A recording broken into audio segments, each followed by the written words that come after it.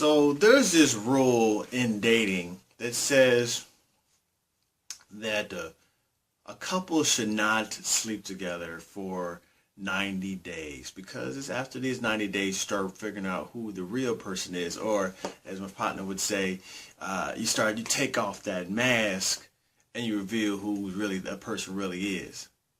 Now, how does this relate to business? That's what we're going to talk about a little bit today. We're going to talk about a 90-day rule.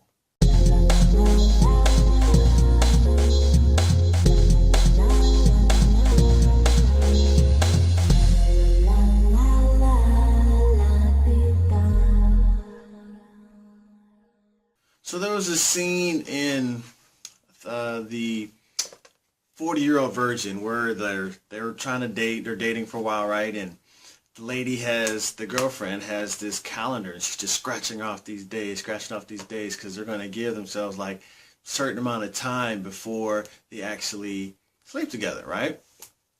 And we're adults on here, so we'll speak about this. So there's supposed to be this 90-day rule to help people that are dating before you actually go further into a relationship like that, as far as the intimacy level.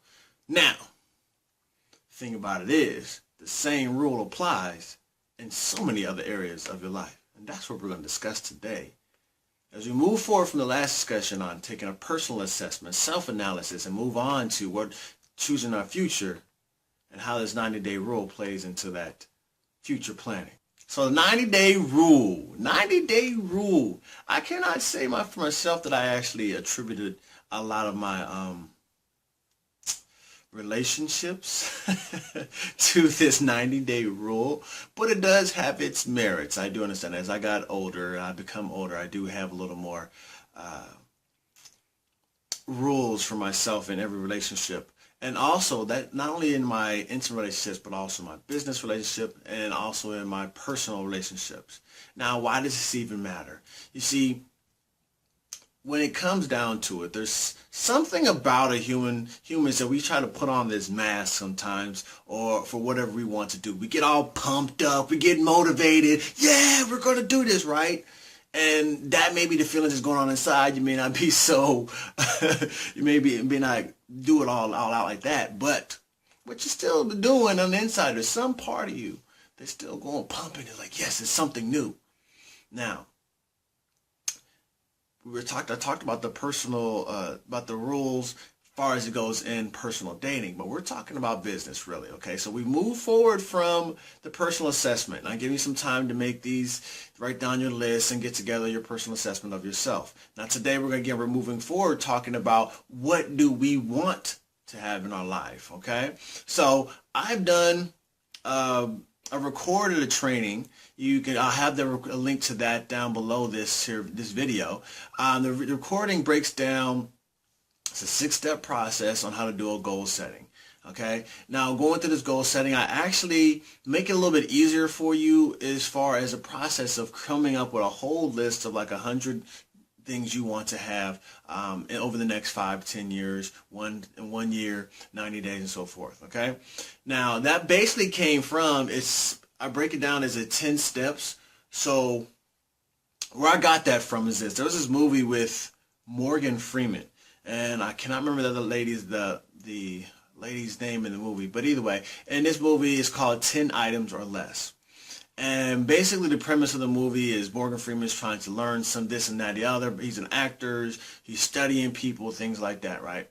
And the lady he's speaking to and he's learning from on the role he's going to play in this movie, he learns from her this little game she calls the 10 items or less, right? And I got to thinking about this when I first saw this movie. It's like, that's really easy to do. And I would just start asking people 10 items or less. So, 10 items or less, what are your favorite places to go? 10 items or less of your favorite people to meet. 10 items or less of your favorite books. 10 items or less of things you want to do in your life. 10 items or less cars that you want to have, all right?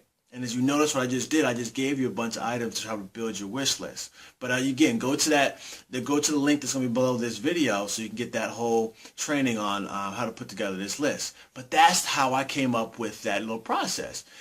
It's a little bit difficult, probably. It's going to be very difficult, more than likely, for you to come up with it. Just sit down and just come out with a whole list of 100 things you want to do. But if you break it down into these 10 items or less, and just do those a few different times on a few different topics, personal, social life, material things, people you want to meet, as I discussed a second ago, then you come up with that list very easily. Now, there's 6 steps that goes along that's described in that training. Again, creating this list, breaking it down by years, then breaking that down by the most important things, and then breaking that down even further into a chunking strategy, which brings us back around to the 90-day rule. You see, even in striving for our goals, you're still going to be pumped up, as I said in the beginning, for a certain amount of time. Eventually, that's going to wear off. So what's going to keep you going? Okay? Discuss a little more about that. But see, if we've taken our goals, major goals, and they're broken them down and focus on the most important things for the year and broken that goal down into 90-day runs, okay, we can use this 90-day rule to our advantage, because after 90 days, we then take a personal assessment. Again, as we discussed in the first training on here, personal assessments are very key. 90 days, we usually have run and everything is wore off. People have died off after the first 30 days, some after the first 60 days. But if you're really a soldier sticking it out, you're going to go at least for that 90 days. And then the mask comes off. You're trying to see, well, where am I really going? So if we focus on these 90-day runs, then we're going to take the 90-day rule and use it in our favor. I'm actually creating an ebook that will help you with this whole process. It's called the DC90, basically a daily commitment 90. You're going to have a daily commitments for 90 days to help you reach your goals. And I have a whole workbook of training on how to set this whole process up and be able to track your activities and kind of make it fun. Having a whole journal of where you were to where you're going to, and being able to look over and say, man, that's where I came from. And I look back like, this is where I am, and this is where I'm going to be, because I've been tracking and I see that I'm continually making progress every 90 days. Again, it's not about being perfect, it's about the progress. My mentor told me that. It's not about being perfect, it's about the progress. And using this 90-day rule, we'll be able to create the momentum continually to attain the things that we want. And this will also help us to reach our vision. What will help us reach these goals is using our personal vision, which is what we're going to discuss in the last step. The next little episode from this training is going to be on personal vision. So we're going to plan this. We're going to store this under storytellingoverselling.com/90-day rule. Again, that's the 90-day rule. So we 90-day rule. Now look again down here below this video for that training on how to come up with your goals for this time. I don't want to go too far into that because I've already done the training. Check it out. And I love you. Be sure to like the posts that you're going to look there for the training that's below here. And also go ahead and share this video with your friends and family, all the people you know need to have this training, because everybody needs to set the goals and do something productive with their lives. And you know it yourself, or you wouldn't be watching this video. And while you on here, go ahead and leave your comments for me to see how silly I'm acting. Tell me to calm down or hype it up. All right, I love you.